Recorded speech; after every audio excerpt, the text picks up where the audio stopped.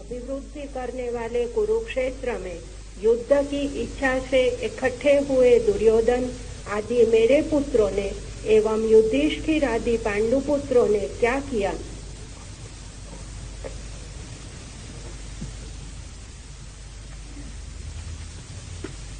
धृतराष्ट्र आंख से अंधे, लेकिन आंख के न होने से वासना नहीं मिट जाती। आंख के न होने से कामना नहीं मिट जाती। काश सूर्यदास ने धृतराष्ट्र का ख्याल कर लिया होता तो आंखें फोड़ने की कोई जरूरत न होती।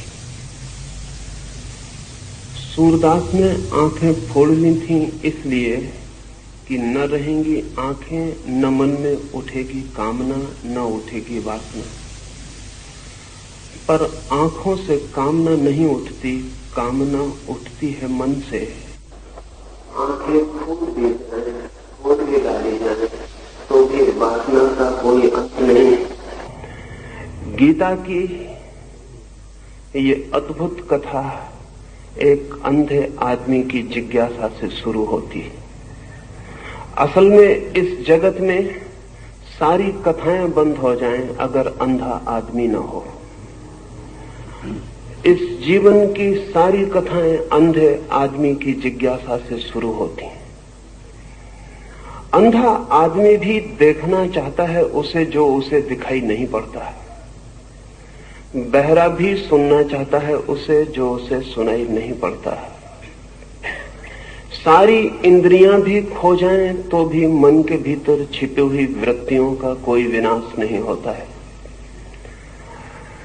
तो पहली बात तो आपसे ये कहना चाहूंगा कि स्मरण रखें, धृतराष्ट्र अंधे हैं, लेकिन युद्ध के मैदान पर क्या हो रहा है, मीलों दूर बैठे उनका मन उसके लिए उत्सुक, जानने को पीड़ित, जानने को आतुर है। दूसरी बात ये भी स्मरण रखें कि अंधे धृतराष्ट्र के 100 पुत्र हैं, लेकिन अंधे व्यक्तित्व की संतति आंख वाली नहीं हो सकती है। भला ऊपर से आंखें दिखाई पड़ती हों। अंधे व्यक्ति से जो जन्म पाता है,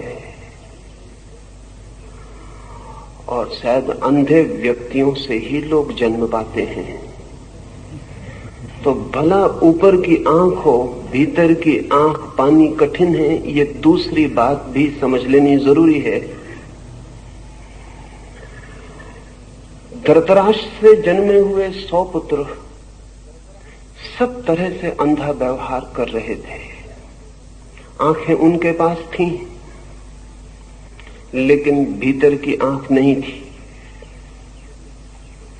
अंधे से अंधापन ही पैदा हो सकता है। फिर भी ये पिता क्या हुआ ये जानने को उत्सुक है। तीसरी बात ये भी ध्यान रख लेनी जरूरी है कि धृतराष्ट्र कहते हैं धर्म के उस कुरुक्षेत्र में युद्ध के लिए इकट्ठे हुए। जिस दिन धर्म के क्षेत्र में युद्ध के लिए इकट्ठा होना पड़े, उस दिन धर्म क्षेत्र बचता नहीं है। और जिस दिन धर्म के क्षेत्र में भी लड़ना पड़े, उस दिन धर्म के भी बचने की संभावना समाप्त हो जाती। रहा होगा वो धर्म क्षेत्र, था नहीं। रहा होगा कभी, पर आज तो वहां एक दूसरे को काटने को आतुर सब लोग इकट्ठे हुए थे। ये प्रारंभ भी अद्भुत है। ये इसलिए भी अद्भुत है कि अधर्म क्षेत्रों में क्या होता होगा उसका हिसाब लगाना मुश्किल है। धर्म क्षेत्र में क्या होता है वो धृतराष्ट्र संजय से पूछते हैं कि वहां युद्ध के लिए आतुर मेरे पुत्र और उनके विरोधियों ने क्या किया है, क्या कर रहे हैं, वो मैं जानना चाहता हूं। धर्म का क्षेत्र पृथ्वी पर शायद बन नहीं पाया अब तक, क्योंकि धर्म क्षेत्र बनेगा तो युद्ध की संभावना समाप्त हो जानी चाहिए। युद्ध की संभावना बनी ही है और धर्म क्षेत्र भी युद्धरत हो जाता है, तो हम अधर्म को क्या दोष दें, क्या निंदा करें। सच तो यह है कि अधर्म के क्षेत्रों में शायद कम युद्ध हुए हैं, धर्म के क्षेत्रों में ज्यादा युद्ध हुए हैं। और अगर युद्ध और रक्तपात के हिसाब से हम विचार करने चलें तो धर्म क्षेत्र ज्यादा अधर्म क्षेत्र मालूम पड़ेंगे बजाय अधर्म क्षेत्रों के। ये व्यंग भी समझ लेने जैसा है कि धर्म क्षेत्र पर अब तक युद्ध होता रहा है और आज ही होने लगा है, ऐसा भी ना समझ लेना कि आज ही मंदिर और मस्जिद युद्ध के अड्डे बन गए हों। हजारों साल पहले जब हम कहें कि बहुत भले लोग थे पृथ्वी पर और कृष्ण जैसा अद्भुत आदमी मौजूद था, तब भी कुरुक्षेत्र के धर्म क्षेत्र पर लोग लड़ने को ही इकट्ठा हुए थे। ये मनुष्य की गहरे में जो युद्ध की पिपासा है, ये मनुष्य की गहरे में विनाश की जो आकांक्षा है, ये मनुष्य के गहरे में जो पशु छिपा है, वो धर्म क्षेत्र में भी छूट नहीं जाता, वो वहां भी युद्ध के लिए तैयारियां कर लेता है। इसे स्मरण रखने के लिए उपयोगी है। और ये भी कि जब धर्म की आड़ मिल जाए लड़ने को, तो लड़ना और भी खतरनाक हो जाता है, क्योंकि तब जस्टिफिकेशन, तब न्याय युक्त भी मालूम होने लगता है। तो ये अंधे धृतराष्ट्र ने जो जिज्ञासा की है, उससे ये धर्म ग्रंथ शुरू होता है। सभी धर्म ग्रंथ अंधे आदमी की जिज्ञासा से शुरू होते हैं।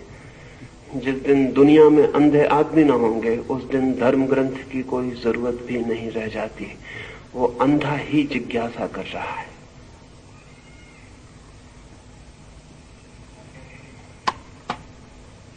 राष्ट्र को युद्ध का रिपोर्टाज निवेदित करने वाले अंध धृतराष्ट्र को युद्ध का रिपोर्टाज निवेदित करने वाले संजय की गीता में क्या भूमिका है? संजय क्या क्लेयरवॉयंस, दूरदृष्टि या क्लेयर ऑडियंस, दूर श्रवण की शक्ति रखता था? संजय की चित्त शक्ति की गंगोत्री कहां पर है? वो स्वयंभू भी हो सकती है ना? संजय पर निरंतर संदेह उठता रहा है, स्वाभाविक है। संजय बहुत दूर बैठकर कुरुक्षेत्र में क्या हो रहा है उसकी खबर धृतराष्ट्र को देता है। योग निरंतर से मानता रहा है कि जो आंखें हमें दिखाई पड़ती हैं वे ही आंखें नहीं, और भी आंख है मनुष्य के पास जो समय और क्षेत्र की सीमाओं को लांघ कर देख सकती है। लेकिन योग क्या कहता है, इससे जो कहता है वो सही भी होगा ऐसा नहीं। संदेह होता है मन को, इतने दूर संजय कैसे देख पाता है? क्या वो सर्वज्ञ है?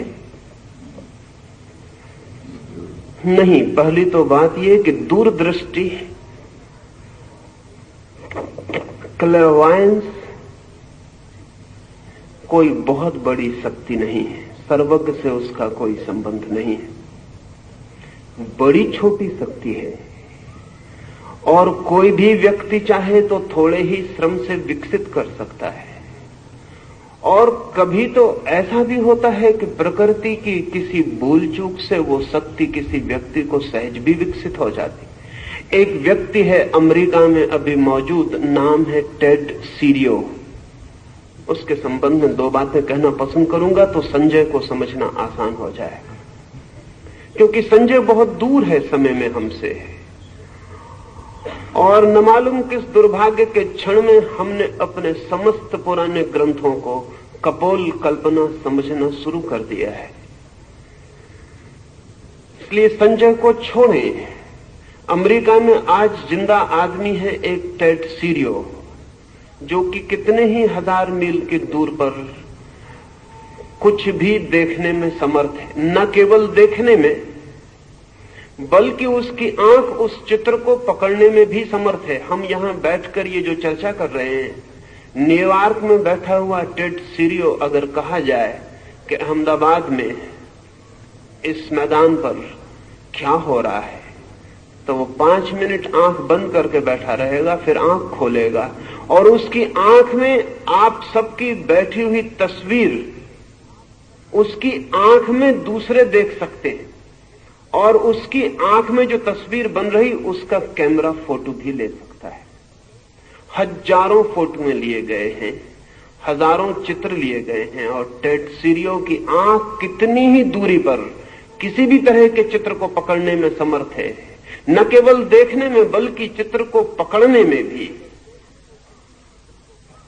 टेड सीरियो की घटना ने 2 बातें साफ कर दी हैं। एक तो संजय कोई सर्वज्ञ नहीं है, क्योंकि टेड सीरियो बहुत साधारण आदमी है, कोई आत्मज्ञानी नहीं है। टेड सीरियो को आत्मा का कोई भी पता नहीं है। टेड सीरियो की जिंदगी में साधुता का कोई भी नाम नहीं है, लेकिन टेड सीरियो के पास एक शक्ति है, वो दूर देखने की विशेष है शक्ति। कुछ दिनों पहले स्कैंडिनेविया में एक व्यक्ति किसी दुर्घटना में जमीन पर गिर गया कार से, उसके सिर को चोट लग गई और अस्पताल में जब होश में आया तो बहुत मुश्किल में पड़ा।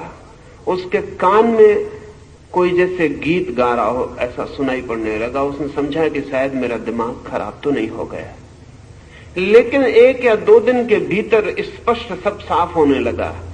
और तब तो ये भी साफ हुआ कि 10 मील के भीतर जो रेडियो स्टेशन था उसके कान ने उस रेडियो स्टेशन को पकड़ना शुरू कर दिया।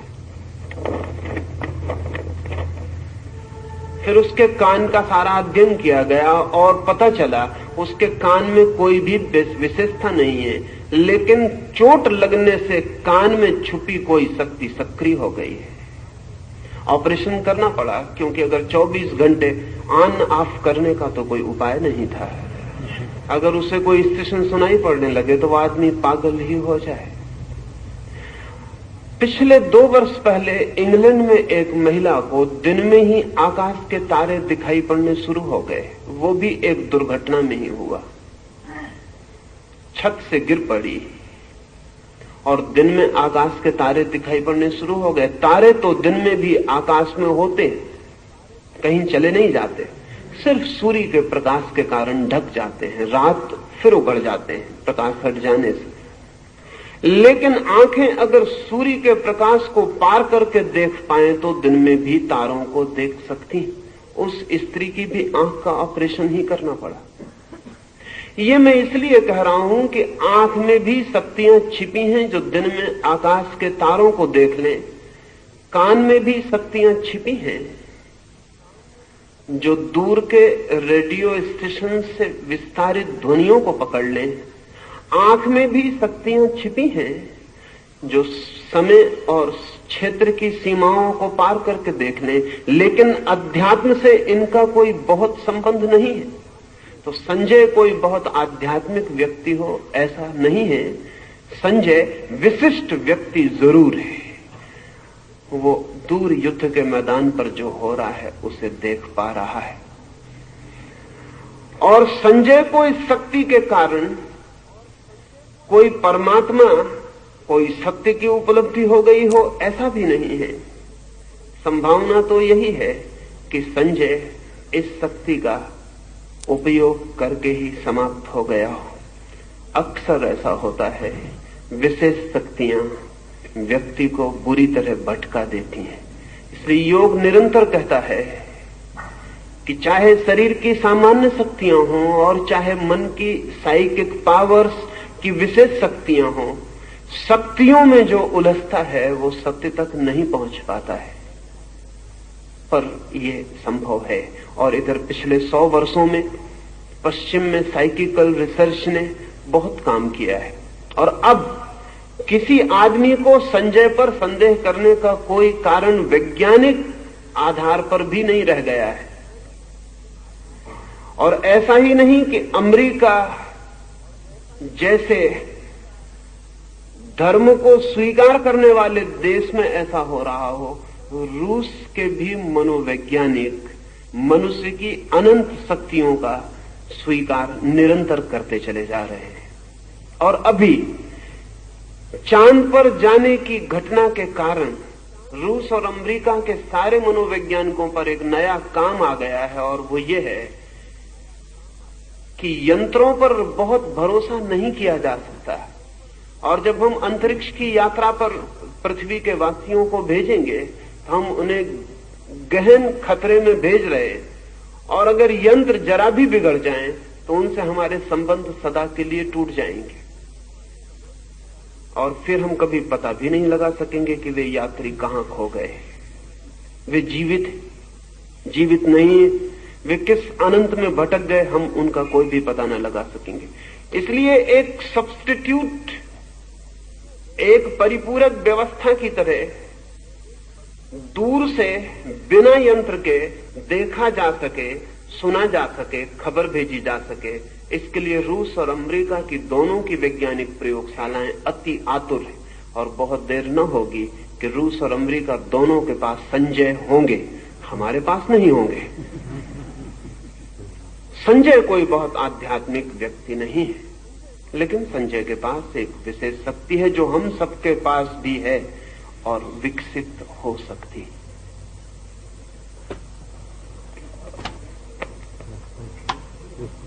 संजय उवाच दृष्ट्वा तु पाण्डवानीकं व्यूढं दुर्योधन तदा आचार्यम् उपसंगम्य राजा वचनमब्रवीत। संजय ने कहा, युद्ध की तैयारी के समय व्यूहाकार पांडवों की सेना को देखकर दुर्योधन ने द्रोणाचार्य के पास जाकर ये वचन कहे,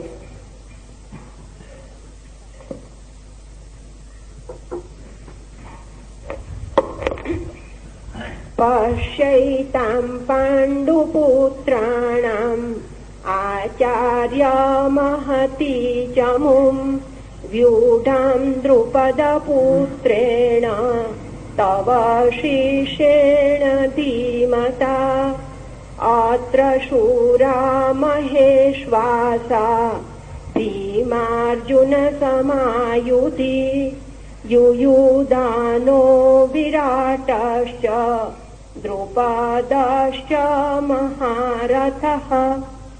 हे आचार्य, आपके तीक्ष्ण बुद्धि शिष्य धृष्टद्युम्न द्वारा शकट, पद्म आदि व्यूहाकार से रची गई पांडवों की इस विशाल सेना को देखिए। पांडवों की सेना में सभी योद्धा शूरवीर, महाधनुर्धारी एवं पराक्रम में भीम और अर्जुन के तुल्य है। उनमें सात्यकी, विराट, महारथी द्रुपद है।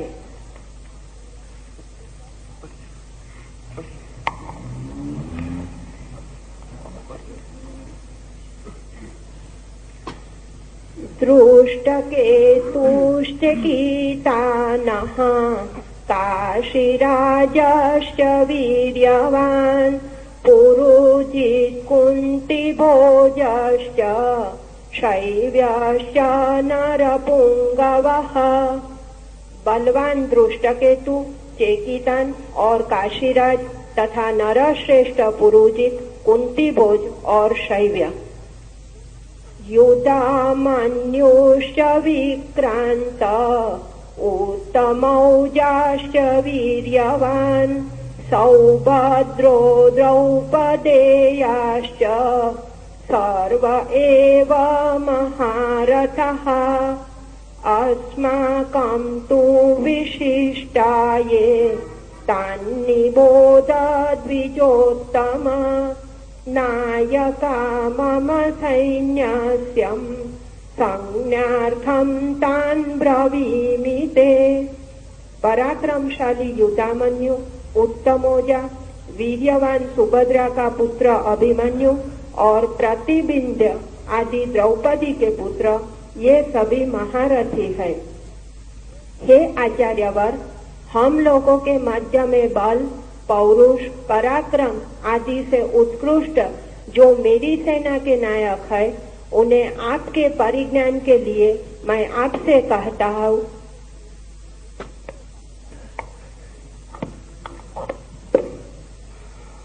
मनुष्य का मन जब हीनता की ग्रंथि से, इंफीरियरिटी कॉम्प्लेक्स से पीड़ित होता है, जब मनुष्य का मन अपने को भीतर हीन समझता है, तब सदा ही अपनी श्रेष्ठता की चर्चा से शुरू करता है। लेकिन जब हीन व्यक्ति नहीं होते, तब सदा ही दूसरे की श्रेष्ठता से चर्चा शुरू होती है। हे दुर्योधन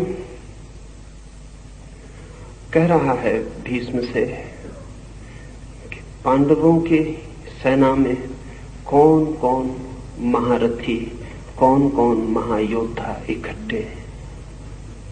इससे वो शुरू कर रहा है। ये बड़ी प्रतीक की, बड़ी सिंबॉलिक बात है। साधारणतः शत्रु की प्रशंसा से बात शुरू नहीं होती, साधारणतः शत्रु की निंदा से बात शुरू होती। साधारणतः शत्रु के साथ अपनी प्रशंसा से बात शुरू होती है। शत्रु की सेना में कौन कौन महावीर इकट्ठे हैं, दुर्योधन उनसे बात शुरू कर रहा है। दुर्योधन कैसा भी व्यक्ति हो, इंफीरियरिटी कॉम्प्लेक्स से पीड़ित व्यक्ति नहीं, हीनता की ग्रंथि से पीड़ित व्यक्ति नहीं है। और ये बड़े मजे की बात है कि अच्छा आदमी भी अगर हीनता की ग्रंथि से पीड़ित हो, तो उस बुरे आदमी से बदतर होता है जो हीनता की ग्रंथि से पीड़ित नहीं है।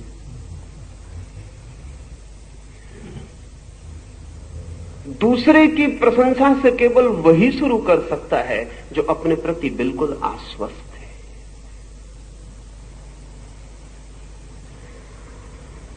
ये एक बुनियादी अंतर सदियों में पड़ा है। बुरे आदमी पहले भी थे, अच्छे आदमी पहले भी थे। ऐसा नहीं है कि आज बुरे आदमी बढ़ गए हैं और अच्छे आदमी कम हो गए हैं। आज भी बुरे आदमी उतने ही हैं, अच्छे आदमी उतने ही हैं। अंतर क्या पड़ा है? निरंतर धर्म का विचार करने वाले लोग ऐसा प्रचार करते रहते हैं कि पहले लोग अच्छे थे और अब लोग बुरे हो गए हैं। ऐसी उनकी धारणा मेरे ख्याल में बुनियादी रूप से गलत है। बुरे आदमी सदा थे, अच्छे आदमी सदा थे। अंतर इतना ऊपरी नहीं है, अंतर बहुत भीतरी पड़ा है। बुरा आदमी भी पहले हीनता की ग्रंथि से पीड़ित नहीं था, आज अच्छा आदमी भी हीनता की ग्रंथि से पीड़ित है। ये गहरे में अंतर पड़ा है। आज अच्छे से अच्छा आदमी भी बाहर से ही अच्छा है, भीतर स्वयं भी आश्वस्त नहीं। और ध्यान रहे, जिस आदमी का आश्वासन स्वयं पर नहीं है, उसकी अच्छाई टिकने वाली अच्छाई नहीं हो सकती है। बस स्किन डीप होगी, चमड़ी के बराबर गहरी होगी, जरा सा खरोंच दो और उसकी बुराई बाहर आ जाएगी। और जो बुरा आदमी अपनी बुराई के होते हुए भी आश्वस्त है, उसकी बुराई भी किसी दिन बदली जा सकती है, क्योंकि एक बहुत गहरी अच्छाई बुनियाद में खड़ी, वो स्वयं का आश्वासन है। इस बात को मैं महत्वपूर्ण मानता हूं कि दुर्योधन जैसा बुरा आदमी एक बहुत ही शुभ ढंग से चर्चा को शुरू कर रहा है। वो विरोधी के गुणों का पहले उल्लेख कर रहा है, फिर पीछे अपनी सेना के महारथियों का उल्लेख करता है।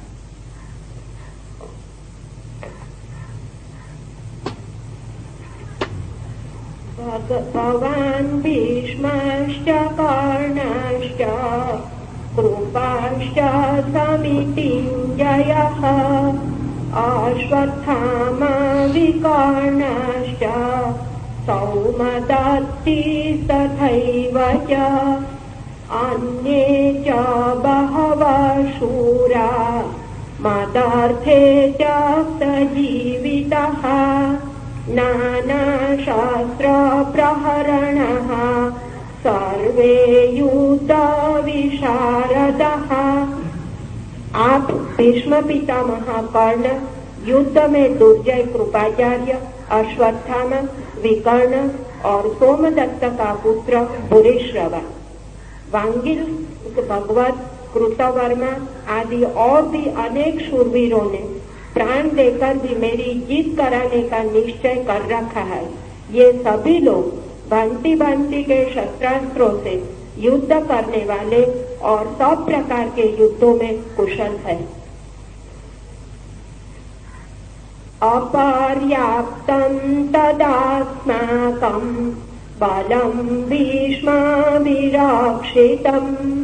पर्याप्तं त्विदमेतेषां बलं भीमाभिरक्षितम् अयनेषु च सर्वेषु यथा भागमवस्थितः भीष्ममेवाभिरक्षन्तु भवन्तः सर्व एव हि। यद्यपि हमारी सेना युद्ध के लिए पर्याप्त नहीं है, फिर भी उसके रक्षक भीष्म पितामह है, अतएव वह विजय के लिए पर्याप्त ही है। सामने खड़ी पांडवों की सेना युद्ध के लिए पर्याप्त होने पर भी भीमसेन से रक्षित होने के कारण अपर्याप्त ही है। हमारी विजय भीष्म पितामह के अधीन है, इसलिए आप सब लोग मोर्चों पर अपने अपने स्थानों पर स्थिर होकर भीष्म की ही रक्षा करें। आचार्य श्री श्रीमद् भगवद गीता में सारा भार अर्जुन पर है, और यहाँ गीता में दुर्योधन जो कहता है, तो दुर्योधन के ख्याल में पांडवों की सेना भीमा अभिरक्षितम और कौरव को विष्णु, तो विष्णु के सामने भीम रखने का ख्याल क्या है? यही नहीं हो सकता कि दुर्योधन अपने प्रतिस्पर्धी के रूप में भीम को ही देखता है। यह बिंदु विचारणीय है। सारा युद्ध अर्जुन की दूरी पर, लेकिन ये पीछे से सोची गई बात है। युद्ध के बाद युद्ध की निष्पत्ति पर, जो युद्ध के पूरे फल को जानते हैं वे कहेंगे कि सारा युद्ध अर्जुन की दूरी पर घूमा, लेकिन जो युद्ध के प्रारंभ में खड़े थे वे ऐसा नहीं सोच सकते। दुर्योधन के लिए युद्ध की सारी संभावना भीम से ही पैदा होती थी, उसके कारण थे। अर्जुन जैसे भले व्यक्ति पर युद्ध का भरोसा दुर्योधन भी नहीं कर सकता था। अर्जुन डमाडोल हो सकता है, इसकी संभावना दुर्योधन के मन में थी। अर्जुन युद्ध से भाग सकता है, इसकी कोई गहरी अचेतन प्रतीति दुर्योधन के मन में थी। अगर युद्ध टिकेगा तो भीम पर टिकेगा। युद्ध के लिए भीम जैसे कम बुद्धि के लेकिन ज्यादा शक्तिशाली लोगों पर भरोसा किया जा सकता है। अर्जुन बुद्धिमान है, और जहां बुद्धि है वहां संशय है, और जहां संशय है वहां द्वंद्व है। अर्जुन विचारशील है, और जहां विचारशीलता है वहां पूरे पर्सपेक्टिव, पूरे परिप्रेक्ष्य को सोचने की क्षमता है। वहां युद्ध जैसी भयंकर स्थिति में आंख बंद करके उतरना कठिन। दुर्योधन भरोसा कर सकता है युद्ध के लिए भीम का। भीम और दुर्योधन के बीच गहरा सामंजस्य है। भीम और दुर्योधन एक ही प्रकृति के बहुत गहरे में, एक ही सोच अगर दुर्योधन ने ऐसा देखा कि भीम केंद्र है दूसरी तरफ, तो गलत नहीं देखा, ठीक ही देखा। और गीता भी पीछे सिद्ध करती है कि अर्जुन भागा भागा हो गया है। अर्जुन पलायनवादी दिखाई पड़ा है, वह एस्केपिस्ट मालूम पड़ा है। अर्जुन जैसे व्यक्ति की संभावना यही है। अर्जुन के लिए युद्ध भारी पड़ा है।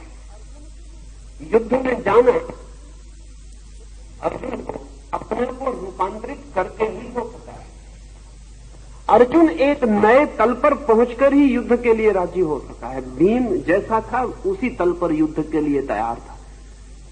भीम के लिए युद्ध सहजता है, जैसे दुर्योधन के लिए सहजता है।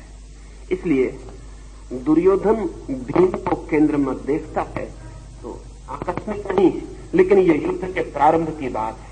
युद्ध की निष्पत्ति क्या होती, अंत क्या होता है, ये दुर्योधन को पता नहीं, हमें पता है। और ध्यान रहे, अक्सर ही जीवन जैसा प्रारंभ होता है वैसा अंत नहीं होता।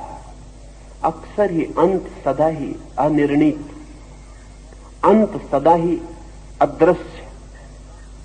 अक्सर ही जो हम सोचकर चलते हैं वो नहीं होता, अक्सर ही जो हम मानकर चलते हैं वो नहीं होता। जीवन एक अज्ञात यात्रा है। इसलिए जीवन के प्रारंभिक क्षणों में, किसी भी घटना के प्रारंभिक क्षणों में जो सोचा जाता है वो अंतिम निष्पत्ति नहीं बनती। और हम भाग्य के निर्माण की चेष्टा में रत हो सकते हैं, लेकिन भाग्य के निर्णायक नहीं हो पाते। निष्पत्ति कुछ और होती है। ख्याल तो दुर्योधन का यही था कि भीम केंद्र पर रहेगा, और अगर भीम केंद्र पर रहता तो शायद दुर्योधन जो कहता है कि हम विजयी हो सकेंगे, हो सकता था। लेकिन दुर्योधन की दृष्टि सही सिद्ध नहीं हुई और आकस्मिक तत्व बीच में उतर आया। वो भी सोच लेने जैसा है। कृष्ण का ख्याल ही न था कि अर्जुन अगर भागने लगे तो कृष्ण उन्हें युद्ध में रत करवा सकते हैं। हम सबको भी ख्याल नहीं होता। जब हम जिंदगी में चलते हैं तो एक अज्ञात परमात्मा की तरफ से भी बीच में कुछ होगा, इसका हमें कभी ख्याल नहीं होता। हम जो भी हिसाब लगाते हैं वो दृश्य का होता है। अदृश्य भी बीच में इंटरपेनिट्रेट कर जाएगा, अदृश्य भी बीच में उतर आएगा, इसका हमें भी कोई ख्याल नहीं होता। कृष्ण के रूप में अदृश्य बीच में उतर आया है और सारी कथा बदल गई। जो होता वो नहीं होगा और जो नहीं होने की संभावना। इसलिए जब कृष्ण भागते हुए अर्जुन को युद्ध में धक्का देने लगे तो जो भी इस कथा को पहली बार पढ़ता है वो शाख खाए बिना नहीं रह सकता, उसको धक्का लगता है। जब इमर्शन ने पहली बार पढ़ा तो उसने किताब बंद कर दी, वो घबरा गया। क्योंकि जब अर्जुन जो कह रहा था वो सभी तथाकथित धार्मिक लोगों को ठीक मालूम पड़ेगा। वो ठीक तथाकथित धार्मिक आदमी का तर्क दे रहा था। जब हेनरी थारो ने इस जगह आके देखा कि कृष्ण उसे युद्ध में जाने की सलाह देते हैं तो वो भी घबरा गया। हेनरी थारो ने भी लिखा है कि मुझे ऐसा भरोसा नहीं था, ख्याल भी नहीं था कि कहानी ऐसा मोड़ लेगी कि कृष्ण और युद्ध में जाने की सलाह देंगे। गांधी को भी वही तकलीफ थी, उनकी पीड़ा भी वही थी। लेकिन जिंदगी किन्हीं सिद्धांतों के हिसाब से नहीं चलती। जिंदगी बहुत अनूठी। जिंदगी रेल की पटरियों पर दौड़ती नहीं, गंगा की धारा की तरह बहती है। उसके रास्ते पहले से तय नहीं है और जब परमात्मा बीच में आता है तो सब डिस्टर्ब कर देता है। जो भी तैयार था